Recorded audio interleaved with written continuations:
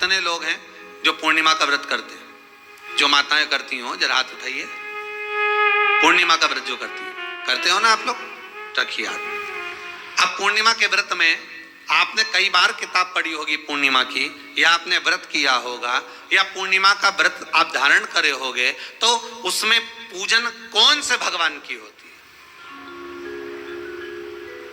पूर्णिमा के व्रत में किस भगवान की पूजन होती है? तो कहा पूर्णिमा के व्रत में केले के खंभ लगाकर पूर्णिमा का जो अध्यापन होता है, पूर्णिमा की जो पूजन होती है, उस पूजन में शंकर और पार्वती की पूजन की जाती है,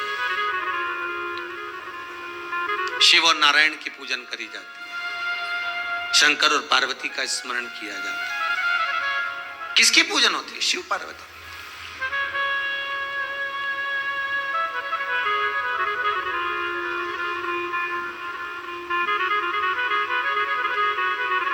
क्यों शंकर और पार्वती का पूजन क्यों करा जाता है पूर्णिमा के व्रत में? क्योंकि शिव और माता पार्वती ही केवल एक ऐसे हैं जिन्होंने अपूर्ण लक्ष्मी को भी पूर्ण बना दिया था। किसको पूर्ण बनाया है? लक्ष्मी।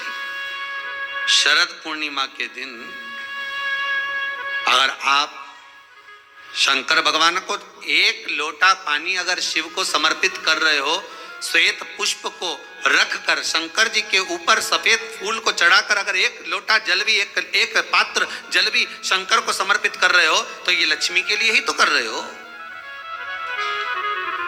और कौन सी लक्ष्मी? पूर्ण लक्ष्मी।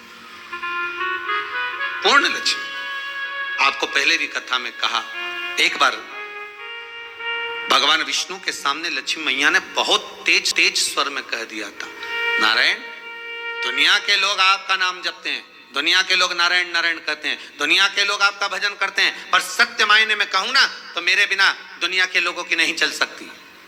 मेरे बिना दुनिया नहीं चल सकती, संसार मेरे बिना नहीं चल सकता। भगवान विष्णु ने कहा, ये तो गलत है लक्ष्मी आपका कहना।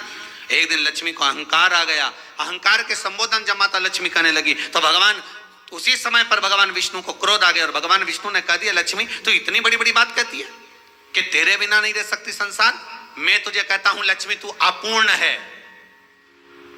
तू अपूर्ण है, तू पूर्ण कब हो गई?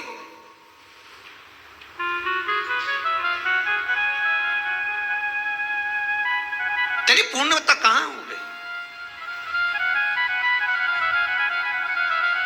लक्ष्मी की आंख से आंसू बहने लगे। आज आपने मुझे अपूर्ण कहा है।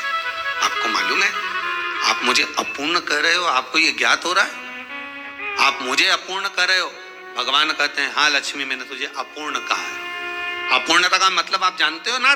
भगवान कहते हैं, लक्ष्मी मैं सब जानता हूं। लक्ष्मी रोती हुई माता सरस्वती के पास पहुंच गई। सरस्वती ने पूछा, क्या बात है लक्ष्मी, क्यों रो रही हो? लक्ष्मी जी ने कहा, क्या बताऊं सखी, मेरे पति ने आज मुझे अपूर्ण कह दिया है।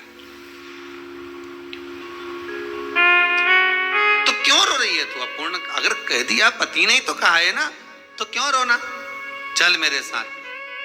और सरस्वती मैया माता लक्ष्मी को लेकर सीधे पहुंच गई माता पार्वती के यहाँ।